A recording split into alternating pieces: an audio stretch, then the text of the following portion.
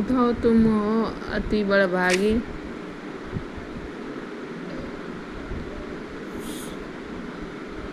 कविता सूरदास की लिखी हुई है। सूरदास का जन्म 1478 ईस्वी में माना जाता है। सूरदास का जन्म मथुरा के निकट रेणुका क्षेत्र में हुआ था।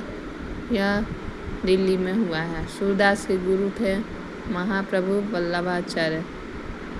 अष्टछाप के कवियों में भी सर्वाधिक प्रसिद्ध थे सूरदास। उनके तीनों ग्रंथ सूरसागर, साहित्य लहरी और सूरसारावली में सूरसागर ही सर्वाधिक लोकप्रिय हुआ।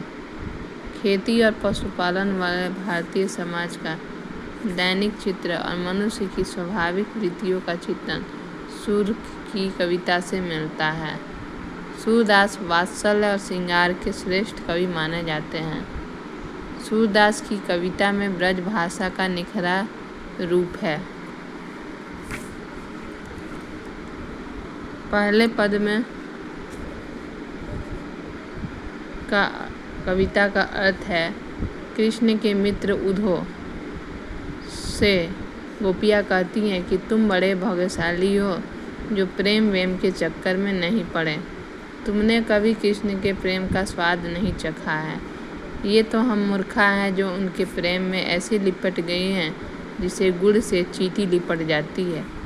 दूसरे पद में कवि कहता है, गोपियाँ कहती हैं हमारे मन की आस मन में ही रह गई। जिसे कृष्ण के आने की प्रतीक्षा से हमारी सांसें अटकी थी, वहीं से भोग साधना का संदेश सुनकर हम बहुत निराश हो गए हैं।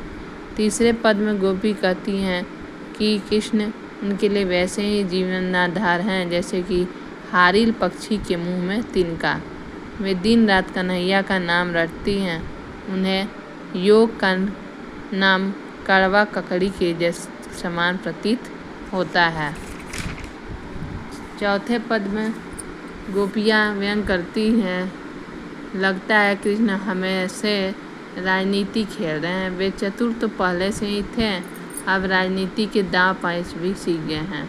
पहले ऐसे लोग राजनीति में होते थे जो जनता की भलाई हेतु भागे फिरते थे, परंतु अब तो नीतिवान स्वयं अन्याय करने लगे हैं।